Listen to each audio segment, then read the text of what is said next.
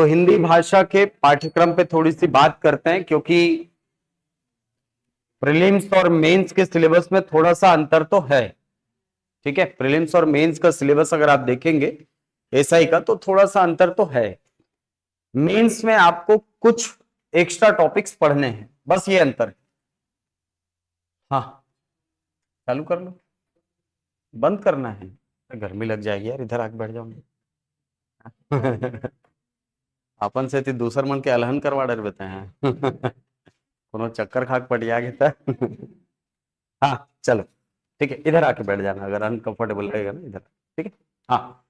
तो सिलेबस की अगर बात करें तो सिलेबस लगभग दोनों का देखा जाए तो प्रीलिम्स में और मेंस में एक बहुत बड़ा हिस्सा जो है वो एक जैसा है। अंतर किस चीज का है? पहला तो अंतर है सर मार्क्स का। मार्क्स का अंतर है। कैसे मार्क्स का अंतर है? आप प्रीलिम्स में अगर देखेंगे तो 10 ही क्वेश्चन आना था, लेकिन यहां पर एक अलग से पेपर में एक बहुत बड़ा वेटेज 125 नंबर आपका केवल हिंदी का है कि नहीं? तो एक बहुत बड़ा डिफरेंस यहां पे क्रिएट होता है अगर आप मेंस का पेपर दे रहे हो तो। दूसरी चीज, आपको सिलेबस में थोड़ा सा अंतर ये दिखता है कि प्रीलिम्स में टॉपिक छोटे थे, कम थे। मेंस में टॉपिक, नंबर ऑफ टॉपिक भी ज्यादा है, और मेंस का पेपर है तो मान करके चलो क्वेश्चन भी ज्यादा गहराई में जाएगा। ठीक है, प्रीलिम्स में तो वैसे देखा जाए तो हिंदी मुझे लगता है बहुत ज्यादा कठिन नहीं थी। हिंदी में लगभग 10 में से 8 क्वेश्चन लगभग सबके रेंज में थे। ऐसे विद्यार्थी जो हिंदी माध्यम में पढ़े हुए हैं या अंग्रेजी माध्यम के भी हैं और 6वीं से तो हिंदी थोड़ा बहुत पढ़ते ही हैं, तो उतना अंतर वो मेरे ख्याल से नहीं कर पाता।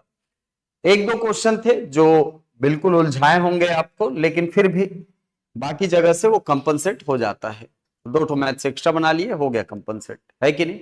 हर बार हिंदी कंपनसेट करती है, इस बार हिंदी को कंपनसेट करना पड़ा है। ठीक है, ठीक। तो सिलेबस यदि आप देखें तो सिलेबस में कुछ एक्स्ट्रा चीजें आपको पढ़नी है मेंस में। अच्छी बात इस एग्जाम का मुझे क्या लगता है, अच्छी बात इसमें यह है कि आपका अप्रोच जो है ना वो चेंज नहीं होगा। मतलब मैं तो बोलूंगा जिन लोग के ठीक ठाक नंबर आ रहे हैं, अभी से उसी पैटर्न को कंटिन्यू करो जो कि आपने प्रीलिम्स के समय रखा था। प्रीलिम्स के समय मैं उम्मीद कर रहा हूं आपका अप्रोच रहा होगा कि आप टॉपिक पढ़ें और टॉपिक को कंप्लीट करने के बाद इसका एमसीक्यू लगा रहे होंगे। यही तैयारी होती है हमारी, है ना? जब भी वनडे एग्जाम की हम तैयारी करते हैं तो सबसे पहले टॉपिक्स खत्म करते हैं, टॉपिक वाइज एमसीक्यू तैयार करते हैं, उसके बाद फिर केवल एमसीक्यू पढ़ने के लिए हम जाते हैं, अलग अलग किताब लेते हैं एमसीक्यू की। तो वो सारी चीजें आपको फिर से एक बार करना है। ये अच्छी बात है कि आपको अप्रोच चेंज नहीं करना पड़ा, नहीं तो सीजीपीएससी मेंस जैसा होता मान लो, है ना, जो राज्य सेवा परीक्षा है उसके जैसा यदि इसमें डिस्क्रिप्टिव पैटर्न होता तो फिर वो बहुत सारे विद्यार्थियों के लिए आफत हो जाती। आफत इसलिए बोल रहा हूं क्योंकि प्रीलिम्स में हम लोग का दिमाग ना बिल्कुल 4 विकल्प देख करके हाँ सर पहचान लेंगे, ये रहता है एटीट्यूड। मेंस में ना तो सीजीपीएससी मेंस में जहां पर डिस्क्रिप्टिव एग्जाम होता है वहां पर आपको केवल क्वेश्चन दे दिया है, कोई विकल्प नहीं, कुछ नहीं, बस लिखना है अपने को। तो वो एकदम अलग ही रास्ता हो जाता है। अच्छी बात यह है इसमें कि आपको अप्रोच में कोई परिवर्तन नहीं करना है। जिस अप्रोच में आप प्रीलिम्स में को लेकर के हिंदी में चले थे, सेम वही अप्रोच मेंस में चलना है। बस यहां पर 2-4 बातें थोड़ी सी अतिरिक्त ध्यान हमको रखना है, 2-4 बातें एक्स्ट्रा हमको ध्यान में रखना है। क्या? पहली बात, एकदम इसको ना मान करके चलो कि ये ना रामबाण रहेगा।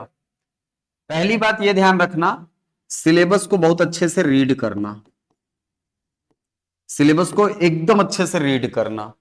जब भी आप पढ़ने के लिए बैठो सिलेबस आपके सामने होना चाहिए और बिल्कुल अंडरलाइन करते हुए चलो कि हाँ ये टॉपिक मेरा हो गया, अब यहां से कोई भी क्वेश्चन आएगा तो मुझसे बन जाएगा।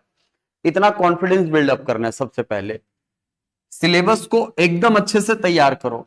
जिन लोग हवाबाजी में रह जाएंगे ना कि अरे प्री निकला, प्री में 10 में 10 बना है तो मेंस में भी 10, मेंस में भी पूरा बना लेंगे, यही लेकर के जाएगा गर्त में, और कुछ नहीं। हिंदी जिनकी अच्छी है बहुत बढ़िया, लेकिन प्रैक्टिस में रखे रहो, क्योंकि मेंस में पूरे का पूरा खेल जो है ना वो प्रैक्टिस का है, पूरा खेल प्रैक्टिस का है।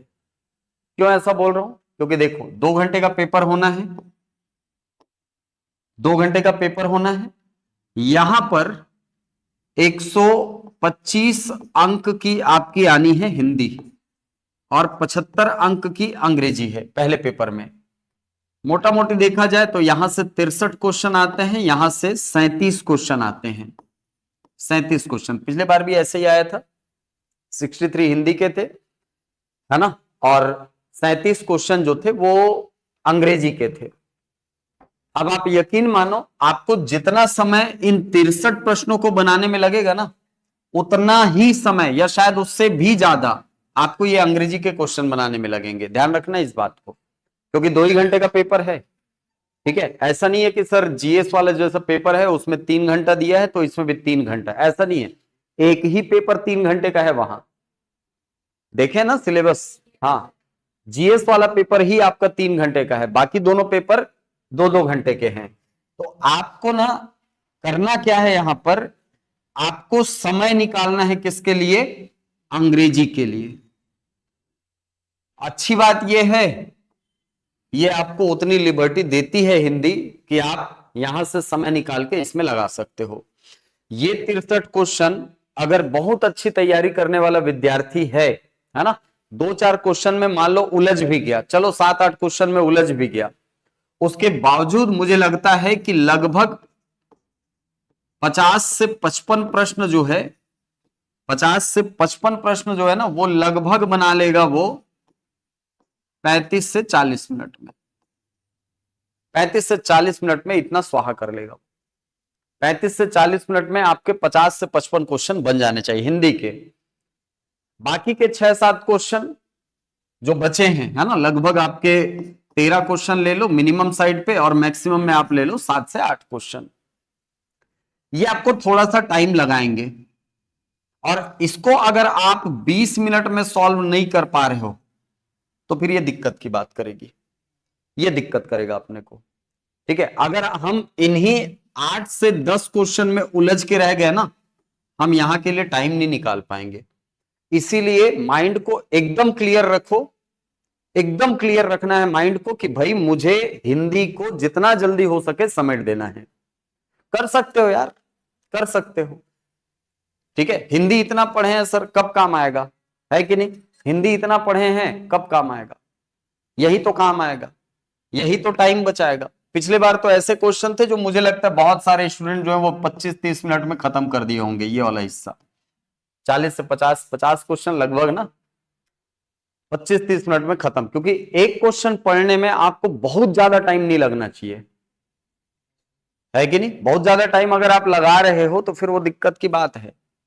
और हिंदी में ये मान के चलो कि क्वेश्चन जो है वो 1 लाइनर ज्यादा आने हैं, 1 लाइनर ही ज्यादा आने हैं। अगर आपके 63 प्रश्न आने हैं तो मैं बोलूंगा लगभग आपके 40 से 45 क्वेश्चन जो है, 40 से 42 क्वेश्चन मान के चलो, ये एकदम 1 लाइनर आने हैं, और एकदम बेसिक क्वेश्चन आएंगे, एकदम बेसिक क्वेश्चन, एकदम बेसिक इन द सेंस जो हर पढ़ने वाला विद्यार्थी बनाएगा।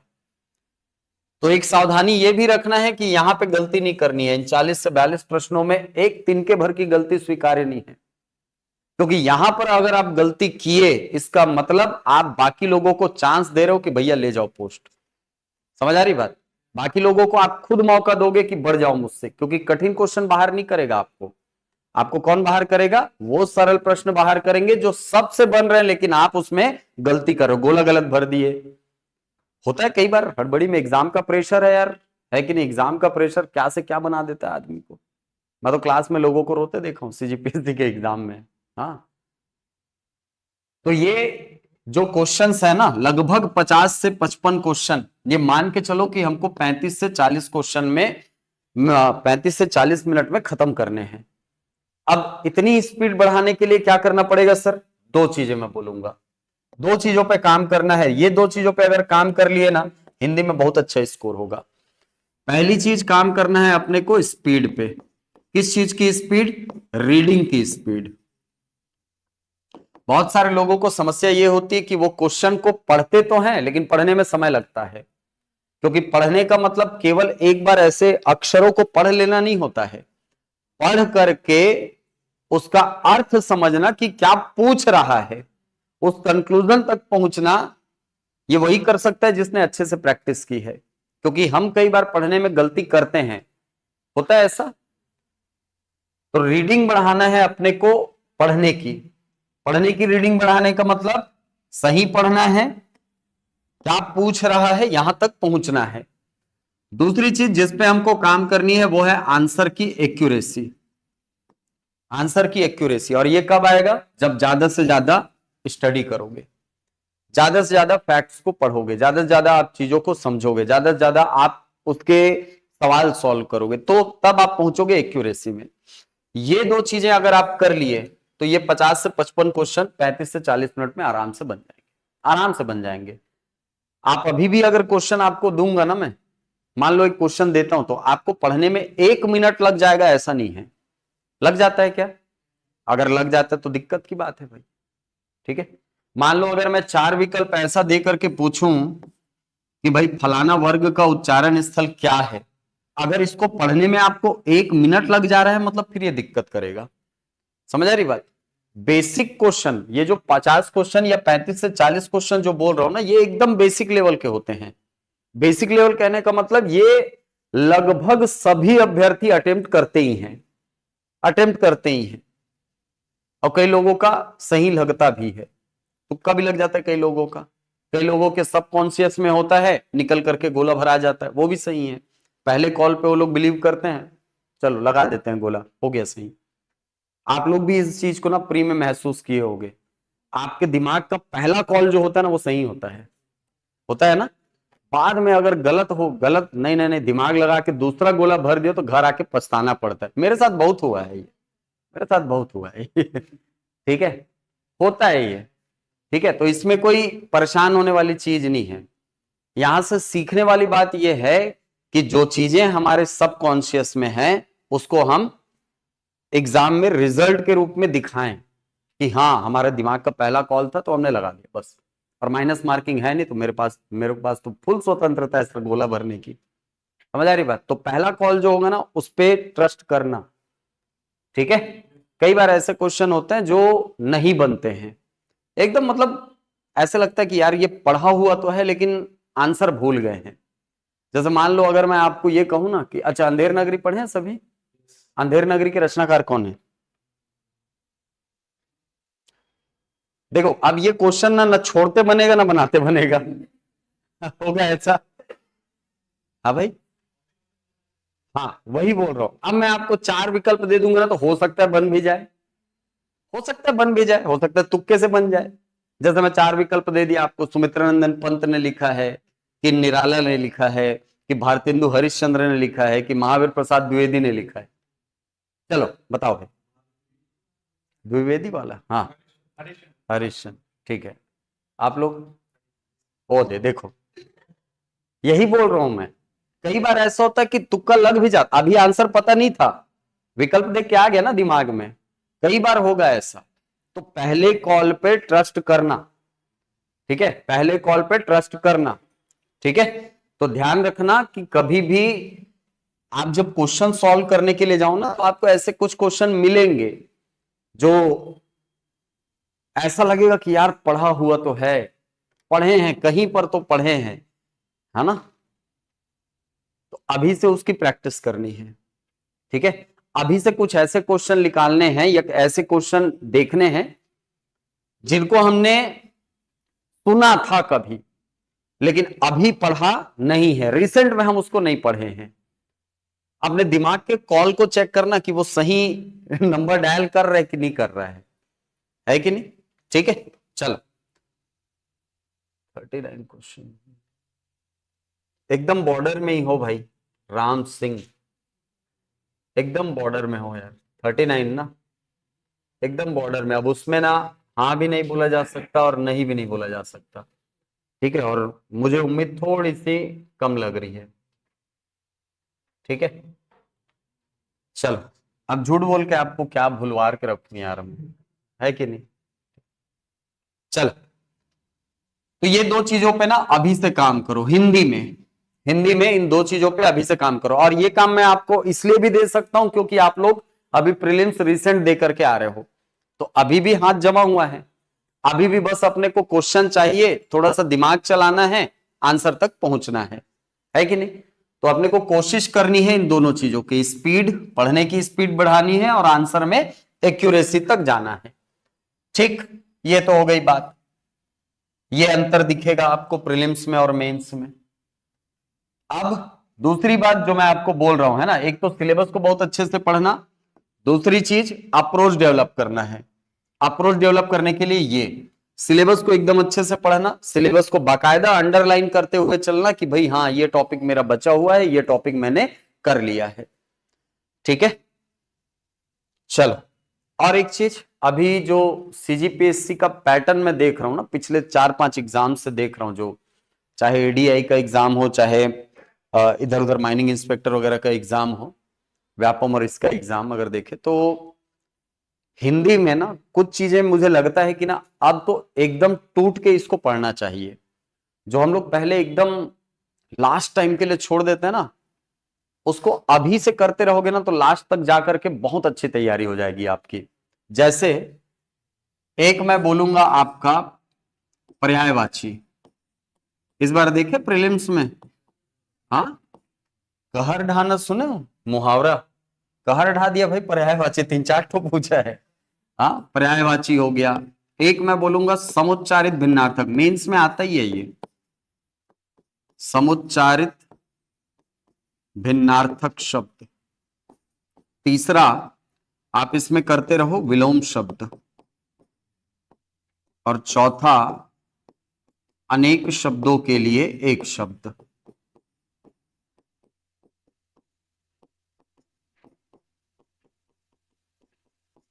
ये 4 हिस्से ना डे 1 से तैयारी में एकदम इंक्लूड कर लो, डे 1 से।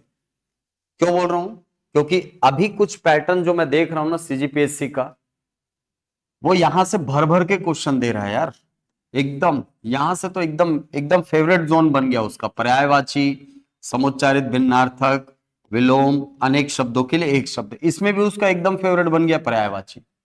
पर्यायवाची, लोकोक्ति, मुहावरा, यहां से क्वेश्चन दे ही रहा है वो। ठीक है, तो इसको ना डे 1 से थोड़ा थोड़ा थोड़ा थोड़ा करके पुस्तक उठाओ और पढ़ना चालू कर लो।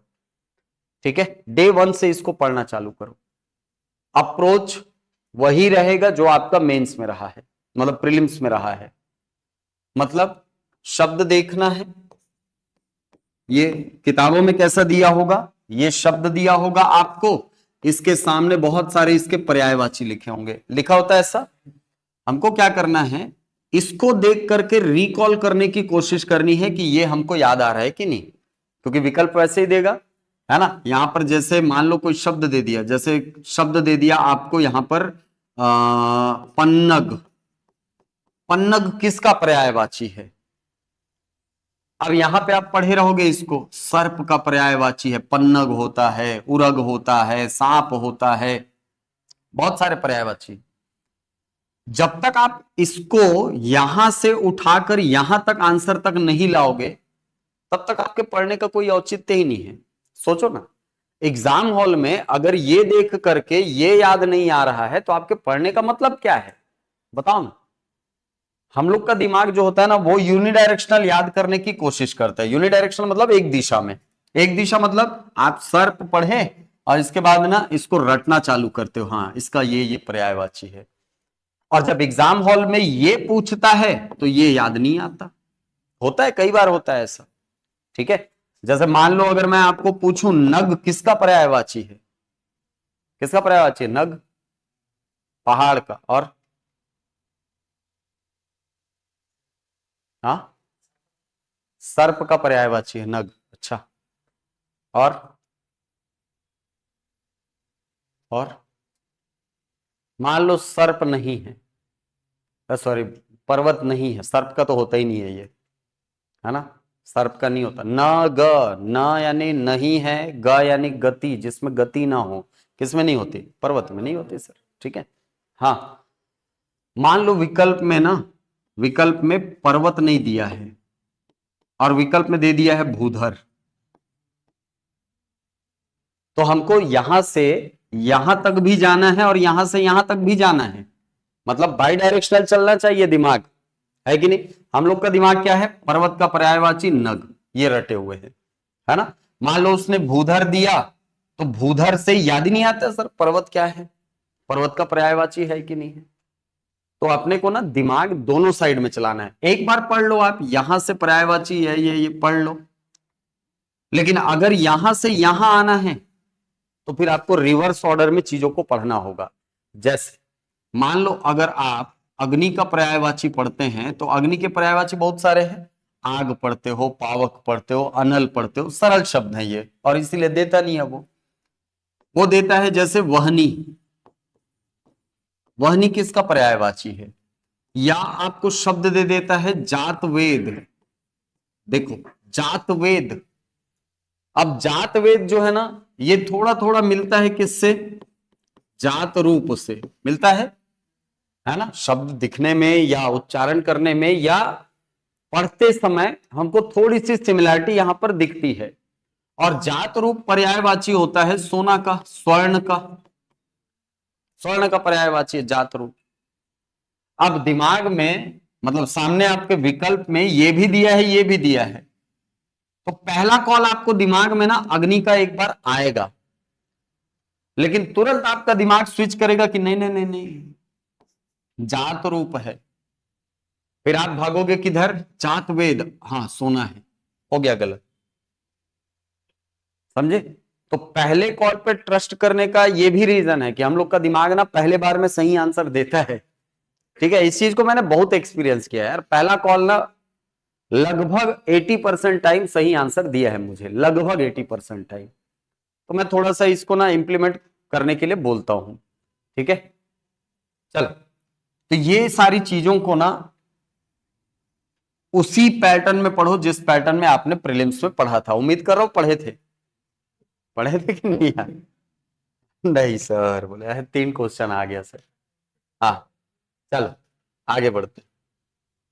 अब मेंस के सिलेबस में और क्या है सर, देखो मेंस के सिलेबस में इसके अलावा यदि देखा जाए तो कुछ हिस्से और हैं। जैसे आप सिलेबस देखेंगे ना, तो सबसे पहला टॉपिक आपको मिलेगा हिंदी एवं अन्य भारतीय भाषाएं, हम लोग यही से पढ़ना शुरू करेंगे, हिंदी एवं अन्य भारतीय भाषाएं, ये पहला टॉपिक होगा।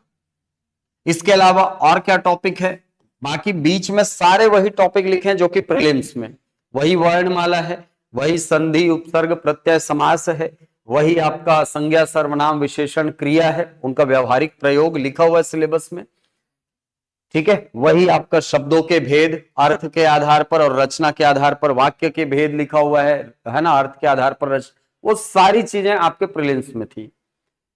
मेंस में और क्या है, मेंस में एक टॉपिक जुड़ेगा आपका व्याकरण वाले हिस्से में, रस छंद अलंकार, ये जुड़ेगा, रस छंद अलंकार जुड़ेगा आपके मेंस में। इसके अलावा एक टॉपिक आपका जुड़ेगा इसमें हिंदी के प्रमुख साहित्य एवं साहित्यकार, हिंदी के ना, हिंदी के प्रमुख साहित्य एवं हिंदी के प्रमुख साहित्य एवं साहित्यकार, ये टॉपिक जुड़ेगा। एक टॉपिक आपका इसमें जुड़ेगा छत्तीसगढ़ के प्रमुख साहित्यकार, छत्तीसगढ़ के प्रमुख साहित्यकार एवं उनकी हिंदी एवं छत्तीसगढ़ी रचनाएं, हिंदी एवं छत्तीसगढ़ी रचनाएं। क्वेश्चन बताऊं एक तो इस बार का है, मेघदूतम का छत्तीसगढ़ी अनुवाद किसने किया था, क्वेश्चन आएगा देख लेना, ठीक है आएगा इस बार, ठीक है। क्वेश्चन आते हैं इस प्रकार के। तो एक ये हिस्सा आपका बचा है। इसके अलावा आपका एक टॉपिक बचा हुआ है काव्य शास्त्र का। काव्य शास्त्र में आपको काव्य के प्रकार, मुक्तक काव्य, प्रबंध काव्यों के दोनों भेद यानी महाकाव्य और खंड काव्य, ये आपको पढ़ना है। ठीक है, ये टॉपिक्स जो है ना ये आपके मेंस में जुड़ेंगे, ये आपके मेंस में जुड़ने वाला है। तो इसको मैं सोच रहा हूं कि इसको पहले खत्म करूंगा। ठीक है, इसको पहले खत्म करूंगा। इसका रीजन ये भी है कि एक एंड से आपका प्रीलिम्स जो है, चूंकि आपने पढ़ा हुआ है तो आपको थोड़ा टाइम मिल जाएगा ताकि आप प्रीलिम्स के क्वेश्चंस लगा सको। ठीक है, और दूसरी चीज कि जब मैं आपको फिर से व्याकरण वाला पार्ट पढ़ा करके यहां पर पहुंचूंगा तब तक बहुत टाइम लग जाएगा। फिर आपके मन में ये रहेगा कि सर मेंस वाला हिस्सा तो पूरा बचा हुआ है कि नहीं। तो मैं ये सोच रहा था कि पहले हम लोग ये वाले हिस्से को शुरू करेंगे और मेंस का जो हिस्सा है ये पूरा हिस्सा इसको हम लोग कंप्लीट कर लेंगे, है ना। इसमें जितना भी टाइम लगे ये अगर कंप्लीट हो गया तो फिर आपके लिए थोड़ा सा कॉन्फिडेंस बिल्डअप करना आसान हो जाएगा मुझे, क्योंकि प्रीलिम्स में आप वैसे भी व्याकरण वाले हिस्से को एक बार पढ़ चुके हैं, है कि नहीं। तो जब आप प्रीलिम्स में उस हिस्से को पढ़ चुके हो जो व्याकरण वाला है, ये वाले हिस्से के पीछे आप लोग थोड़ा सा भागोगे अभी, है ना। तो आप लोगों को ये वाला हिस्सा मैं पढ़ाना शुरू करूंगा और इसमें भी पहला टॉपिक मैं पढ़ाऊंगा हिंदी एवं अन्य भारतीय भाषाएं। ठीक है, इसके अंतर्गत रहता क्या है सर, इसके अंतर्गत पढ़ना क्या होता है। देखो, हिंदी और अन्य भारतीय भाषाओं के अंतर्गत बेसिकली हमको यह देखना होता है कि हिंदी का विकास क्रम क्या है।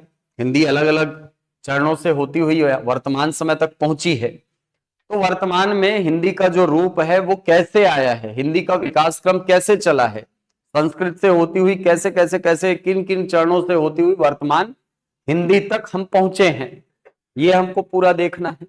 इसके अलावा हिंदी की जो उपभाषाएं हैं वो हमको देखना है।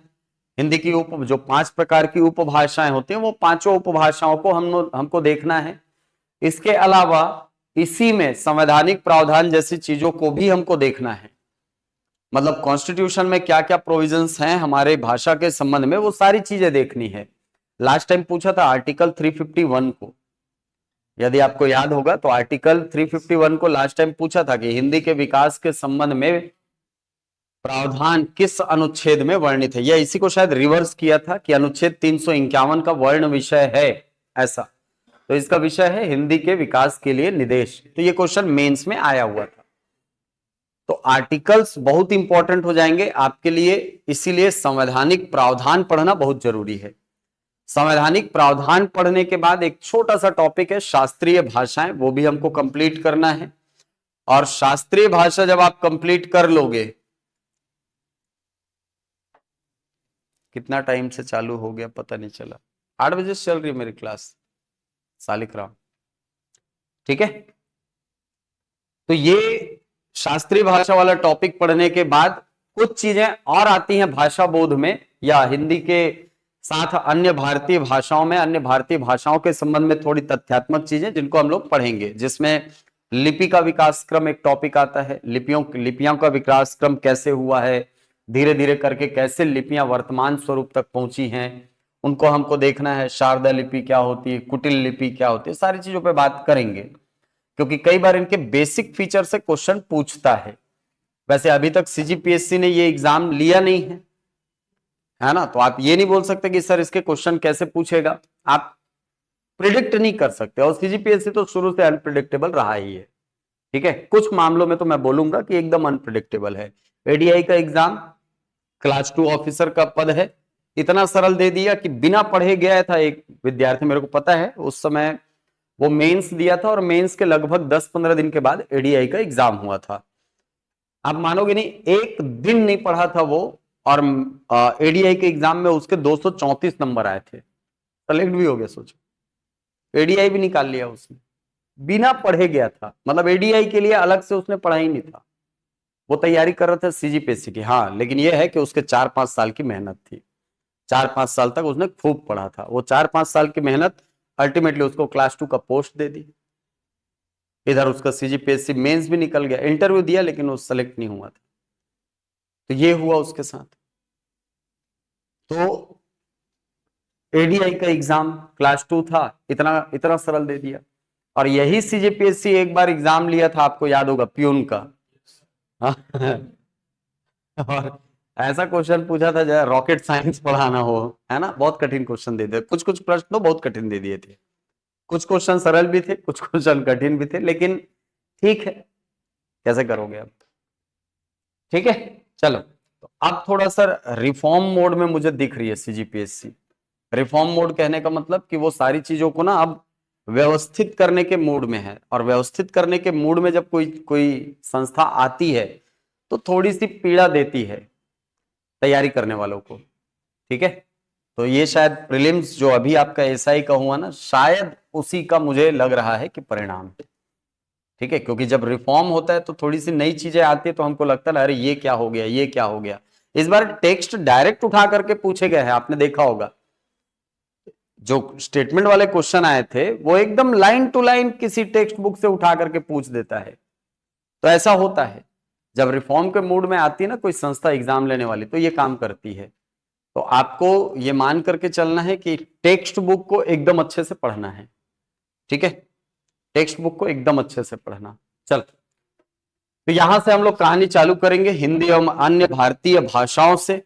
इसके अंतर्गत क्या पढ़ेंगे, इसके अंतर्गत भाषा क्या है, यहां से कहानी शुरू होगी। इसके अलावा धीरे धीरे फिर हिंदी का विकास क्रम पढ़ेंगे, हिंदी के संबंध में संवैधानिक प्रावधान पढ़ेंगे, शास्त्रीय भाषा क्या होती है ये पढ़ेंगे। इसके अलावा आपको जो अन्य भारतीय भाषाओं का विकास है वो भी हम लोग इससे जोड़ करके देखेंगे। ठीक है, चलो। तो आज तो आपके साथ जुड़ने के लिए मैं आ गया, लेकिन अभी मैं कुछ दिनों तक नहीं रहूंगा, है ना, एक हफ्ते के बाद आऊंगा मैं और कंटिन्यू करूंगा फिर हिंदी। ठीक है, तो एक हफ्ते, क्योंकि मैं थोड़ा सा बाबा का बुलावा आ गया तो महाकाल जा रहा हूं, है ना, तो एक हफ्ते के बाद मंडे से पॉसिबल हुआ तो मेरी क्लास कंटिन्यू चलेगी। ठीक है, अगर उसमें भी पॉसिबल हुआ तो 3 की जगह 4 क्लासेस चलेंगी आपकी, क्योंकि मेंस का भरोसा नहीं है, क्योंकि पिछले बार 15 दिन के नोटिस पे एग्जाम लिया गया है। तो सारी चीजों को ध्यान में रखते हुए चलेंगे। ठीक है, और कोई सवाल है। छत्तीसगढ़ी का व्याकरण नहीं पढ़ना है भाई। एक विद्यार्थी मेरे को पूछा, सर छत्तीसगढ़ी का व्याकरण पूरा पढ़ना है क्या। अरे नहीं है भाई, छत्तीसगढ़ी रचनाएं है वो। ठीक है, हाँ,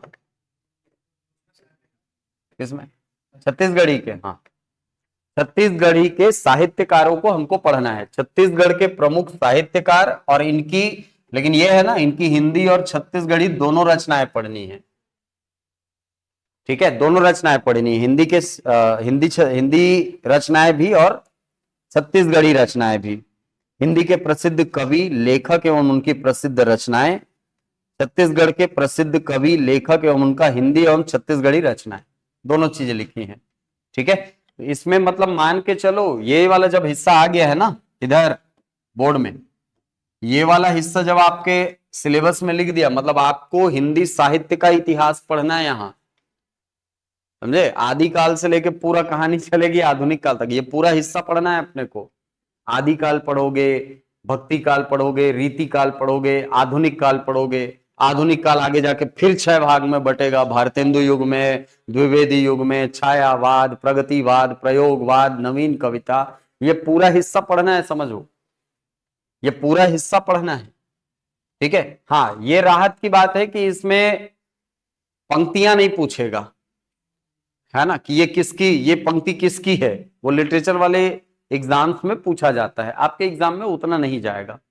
ठीक है, लेकिन रचनाओं के नाम तो पूछ सकता है ना।